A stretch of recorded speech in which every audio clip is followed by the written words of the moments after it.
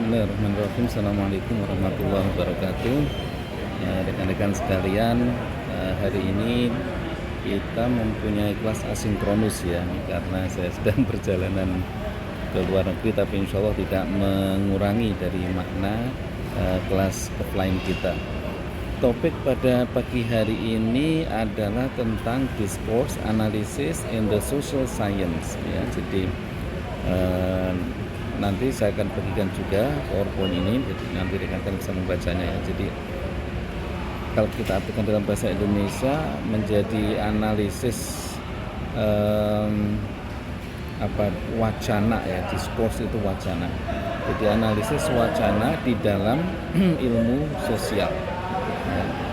Jadi pertemuan-pertemuan sebelumnya kita sudah secara umum ya pahami, kemudian kita sudah menguasai minimal satu tool untuk analisis ya, yang atau untuk teknik yang Mendeley itu.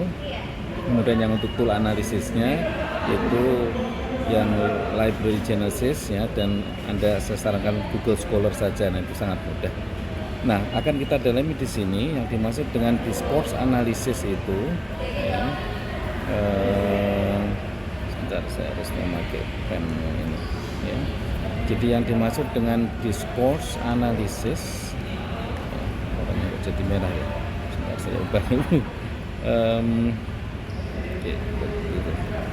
Jadi yang dimaksud dengan discourse analysis itu seperti apa di dalam ilmu sosial ya, dan tentu di dalam penelitian hubungan internasional dia itu akan diimplementasikannya seperti apa. Nah, kita mulai dari definisinya dulu ya. Sebentar ini. Oke. Jadi kita pahami dulu dari makna discourse itu sendiri ya, atau wacana gitu ya. Nah, kita baca aja secara pendek ya, ini sudah saya bahasa Indonesia kan. Dalam istilah yang sangat sederhana, sebuah wacana atau discourse itu memerlukan praktek representasional ya, yang melalui praktek representasional itu makna akan dihasilkan gitu. Jadi ketika Anda menemukan sebuah fenomena, ketika Anda menemukan sebuah problem yang tentu Anda sebagai orang yang normal ketika ada masalah kan tentu ingin menyelesaikannya gitu ya, kecuali Anda cuek ada masalah dibiarkan. Artinya ketika Anda memahami ada sebuah fenomena, ada sebuah problem, maka kemudian Anda mewacanakan ya. Jadi wacana tentang fenomena itu apa, problem itu apa sih masalah yang sebenarnya terjadi gitu. Nah, kemudian diwacanakan. Nah, dari wacana itu yang dimaksudkan representasional itu adalah akan menghasilkan makna ya, di sini akan menghasilkan makna. Sebentar besar pennya ini.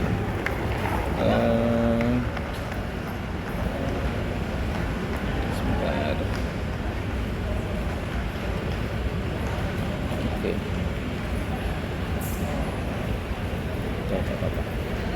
Oke, jadi itu dulu dipahami. Jadi bagaimana wacana ya, yang kemudian wacana itu dipraktekkan dan direpresentasikan, yang kemudian dari praktek dalam konteks ini berarti penelitiannya ya. Jadi Anda menemukan fenomena sosial, kemudian Anda menelitinya ya, itu maksudnya prakteknya itu, kemudian Anda tuliskan itu representasinya, itulah nanti keluar maknanya. Oke, jadi selanjutnya cendekiawan yang menggunakan fokus pada wacana, fokus pada discourse, sering melakukannya karena mereka menolak gagasan bahwa pengetahuan terpisah dari ranah sosial dan lebih melihat pengetahuan sebagai konstitutif dari realitas ya. Jadi maknanya kalau Anda dan saya ini adalah masuk dalam orang-orang yang ini ya, orang-orang yang cendekia ya. Jadi jangan diartikan namanya cendekia itu hanya para ilmuwan saja ya. Anda mahasiswa juga cendekiawan ya, kita semua cendekiawan. Mereka yang terdidik ya, itu namanya cendekiawan. Nah, bagi kita kita harus memadukan ya. Jadi tidak boleh menolak ya. Jadi kita harus memadukan bahwa ya di dalam pengetahuan di ranah sosial itu sesuatu atau fenomena itu sesuatu yang tidak terpisah dari realitas, ya, dari kenyataan gitu, ya. Karena kan sering orang berpikir bahwa itu kan hanya di dalam wacana saja, itu kan di dalam mimpi, bahkan mungkin Anda kan berbicaranya seperti itu. No, any fenomena, apapun fenomena itu adalah sebenarnya merupakan simbol realitas gitu ya. Jadi oleh karena itu sebagai makhluk sosial, ya, Anda mahasiswa hubungan internasional, saya sebagai dosen hubungan internasional, kita sama-sama berada di dalam field of science, social science, maka kita perlu memahami itu, ya, bahwa setiap fenomena-fenomena yang ada di masyarakat, ya, di lingkungan sekitar kita, di kampus, ya, di tempat kos-kosan Anda, atau kita berpikir yang lebih besar di negara kita, atau kita berpikir yang lebih besar di dalam dunia global, ya, dengan segala fenomenanya, itu adalah sebuah realitas, ya, seperti itu. Nah, oleh karena itu, karena dia menjadi sebuah realitas, maka kita perlu memandangnya sebagai sebuah fenomena yang menarik, ya, problem yang menarik yang perlu untuk diteliti gitu, ya. Maka sebenarnya orang atau mahasiswa peneliti ilmu-ilmu sosial itu tidak akan pernah kehilangan topik, ya. Tidak pernah kehilangan, tidak pernah kekurangan bahkan judul. Mau meneliti apa gitu, ya. Mau menulis skripsi apa, mau menulis tesis apa, mau menulis disertasi apa, itu semuanya ada di dalam fenomena itu. Nah, ada hal yang menarik di sini, ya. Jadi saya akhiri saja yang di paragraf pertama ini. Nah, ada ilmuwan namanya Michael Foucault ini, ya, dia ilmuwan Perancis, ya, yang menarik. Berdasarkan Foucault dan para teoritikus, ya, beberapa pencipta teori yang lain, dan banyak sekali, ya, pencipta teori sosial itu, ya, yang mengikutinya, yang mengikuti Foucault ini, kita memahami wacana sebagai sistem produksi makna yang menetapkan makna betapapun sementaranya dan memungkinkan kita memahami dunia dan bertindak di dalamnya. Nah, ini lebih jelas gitu, ya. Jadi wacana, diskurs itu adalah sebuah atau sebagai sebuah sistem produksi. Ya, tentu dalam konteks ini bukan produksi seperti di pabrik gitu, ya, tapi maksudnya produksi ini adalah yang menghasilkan makna tadi itu, ya, di dalam ranah sosial itu, ya. Dan dia juga yang menetapkan, artinya memberi makna yang sesungguhnya betapapun sementaranya, meskipun artinya ya mungkin pada saat itu problem itu disolusi dengan cara seperti itu, tapi mungkin di kesempatan yang lain atau di waktu-waktu yang akan datang atau di masa lalu dia tidak tepat gitu, ya. Saya berikan sebuah contoh yang sangat menarik menjadi diskusi di media sosial akhir-akhir ini, yang menolak delegasi bola Israel misalkan itu. Nah, mereka menggunakan diskursus, ya, wacana dulu Insinyur Soekarno menolak delegasi Israel, jadi sekarang kita tolak. Nah, saya memberikan wacana yang lain pada Anda, wacana alternatif lain, bahwa pada tahun 62 itu situasi politik keamanan dunia seperti apa, posisi Pak Karno sebagai presiden yang tentu pada saat itu masih banyak bergolak itu seperti apa gitu, ya. Saya tidak berbicara kita harus menolak atau kita menerima, tapi saya memberikan wacana bahwa pada saat itu ada problem seperti saat ini, ya, di mana delegasi bola Israel mau ikut bertanding di Indonesia. Jadi pada saat itu ditolak. Nah, saat ini ditolak atau tidak? Nah, itu kita lihat gitu, ya. Anda memahaminya sebagai sebuah fenomena, ya, ada problem, ya, di dalam fenomena itu pada saat ini yang berbeda dengan pada saat lalu, ya, keamanan politik, keamanan ekonomi, keamanan global, ya, sistem politik dan tata dunia global itu semua sudah berubah.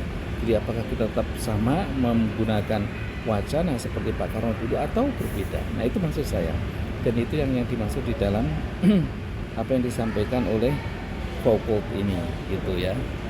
Oke, sampai di sini kira-kira bisa dipaham, ya. Jadi mungkin saya terlalu cepat, tapi saya Saya berhenti di sini dulu. Anda coba pahami dua paragraf ini ya. Sebenarnya termasuk di dalam bahasan ini itu adalah yang ini ya, paragraf 3 ini juga. Jadi ini juga masih berkenaan dengan diskurs ya, konsepnya Foucault ya, ini seorang filosof ya, Foucault itu. Ini mendukung di paragraf yang kedua. Oke.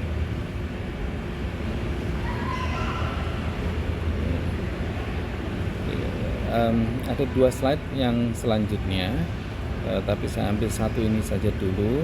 Kemudian insya Allah minggu depan kalau kita bisa bertemu secara offline, kita akan diskusikan secara mendalam ya.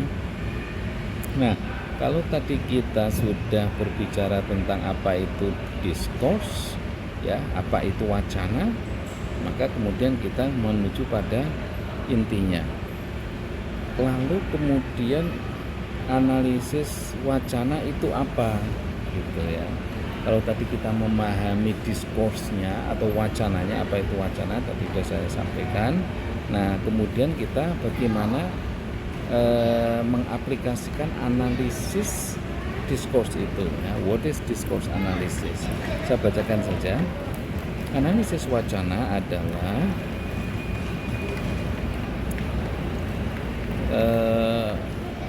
telah digambarkan sebagai studi dekat bahasa yang digunakan. Ini menurut Taylor ya. Jadi yang namanya analisis wacana itu pembelajaran yang sangat dekat dengan bahasa. Maksudnya apa? Ya bagaimana kita memaknai bahasa ya. Nah, bahasa dalam konteks ini tidak hanya bahasa tulis ya, tetapi bahasa lisan, bahasa yang mungkin bisa jadi ya analogi itu termasuk dalam makna bahasa. Kemudian analisis wacana ya, bukan hanya wacana tapi analisis wacana memerlukan pemeriksaan ya, maksudnya pemeriksaan itu penyelidikan ini atau penelitian, maaf ini bahasanya kurang tepat, tentang bagaimana dan mengapa hal-hal muncul seperti yang mereka lakukan dan bagaimana tindakan tertentu menjadi mungkin gitu ya. Jadi bagaimana sesuatu itu muncul ya. Kemarin kan tidak ada orang yang membicarakan tentang masalah delegasi sepak bola Israel yang akan berlaga ya di U20 di Indonesia ini. Kemarin kan tidak ada. Tapi tiba-tiba sekarang muncul gitu. Apakah munculnya tiba-tiba atau memang karena sudah lama tapi kita baru mengetahuinya, atau sudah ada tapi publik baru meresponnya. Nah, itu maksudnya di situ ya. Jadi ada wacana-wacana yang kemudian dengan analisis kita mencoba mengetahuinya, mengapa itu muncul, bagaimana hal itu muncul, apa yang menyebabkan dia muncul gitu. Setelah itu apa? Ya, setelah itu tentu diteliti, dipahami gitu ya. Kemudian diberi tindakan ya. Artinya tindakan itu diberi respon, diberi solusi. Jadi karena setiap sesuatu yang muncul, problem atau fenomena itu harus ada solusinya. Kalau tidak, ya dia akan menjadi gunung es itu ya. Jadi selalu ditutup-tutupi seolah-olah tak ada, tapi kemudian lama-lama dia akan menjadi lebih dahsyat suatu saat gitu, ya. Jadi ketika ada problem gitu ya, ada fenomena butuh penyelesaian ya, maka dia harus segera diselesaikan. Oke, next, ada beberapa strategi penelitian yang dapat dan telah diambil oleh para sarjana ya. Anda calon sarjana tak apa-apa sama saja dalam pekerjaan mereka, maksudnya dalam pendidikan itu. Secara umum, analisis wacana cenderung menginterogasi ya. Jangan diartikan menginterogasi kayak seorang polisi menginterogasi para pelaku pidana, bukan. Menginterogasi itu artinya deep understanding ya, deep talking, deep what is that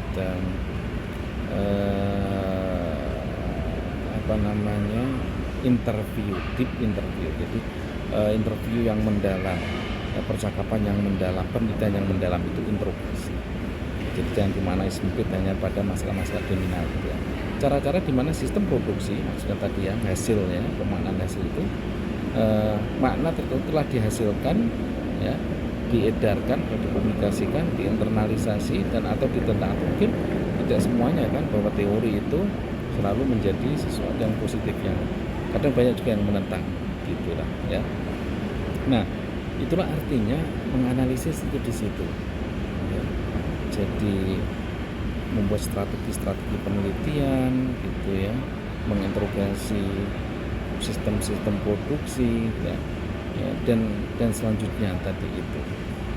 Nah, ada yang menarik juga, seringkali perhatian terfokus pada kesinambungan ya. Ada beberapa yang continuity ya, tapi ada yang change, yang perubahan. Ini tentu biasanya kalau perubahan karena dia menentang, makanya dia mau merubah gitu ya. Atau bahkan perpecahan, enggak, saya akan membuat penelitian lain tersendiri, saya akan membuat teori yang tersendiri, misalkan seperti itu. Dan di dalam studi akademik ya tidak ada masalah gitu ya, tidak harus sesuatu yang dipertentangkan, sesuatu yang ditolak itu buruk ya, tidak selalu seperti itu. Nah, ini ada sebagai contoh, coba anda baca ini ya, nanti kita bahas lah itu contoh kasus-kasus internasional itu ya, pada tahun-tahun 1996 kemudian 2003 gitu ya. Jadi kasus-kasus studi itu ya bisa menjadi contoh dalam penerapan discourse analisis ini. Gitulah ya kira-kira rekan-rekan sekalian. Ada 2 slide yang terakhir ya, tapi ini akan lebih ke lebih ke aplikasi gitu ya. Jadi bagaimana, ini kelanjutan dari yang kasus studi, kemudian ini how is discourse, bagaimana discourse analisis itu berbeda dari other approach. Nah, ini nanti dalam pertemuan yang akan datang saya juga akan sedikit mengulas di dalam metode penelitian itu kan ada, seringkali sudah saya sampaikan ya, ada kualitatif ya, dan ada kuantitatif ya. Nah, nanti ini sangat berhubungan dengan approach itu tadi ya. Nah, jadi di mana discourse analisis itu berada dalam 2 aliran besar metode penelitian ini gitu ya. Saya kira gitu aja dulu ya rekan-rekan. Ini semoga bermanfaat, nanti kita sambung lagi. Saya harapkan bisa menonton berulang-ulang gitu ya. Dan kalau tidak paham langsung boleh ditanyakan di @link. Saya akan memberi tugas nanti ya di @link untuk pertemuan yang keempat ini. Pertemuan minggu yang lalu itu saya extend untuk yang membuat judul, tapi nampaknya tak muncul. Jadi saya nggak tahu, semoga yang di dalam pertemuan yang keempat ini ya masih sama, Anda memberikan judulnya calon judul skripsi maksud saya ya, kemudian ditambah discourse analisis yang Anda akan gunakan ya di dalam judul yang Anda itu pilih itu seperti apa gitu ya. Semoga bermanfaat. Saya akhiri, billahi taufiq wal hidayah. Assalamualaikum warahmatullahi wabarakatuh. Bye bye.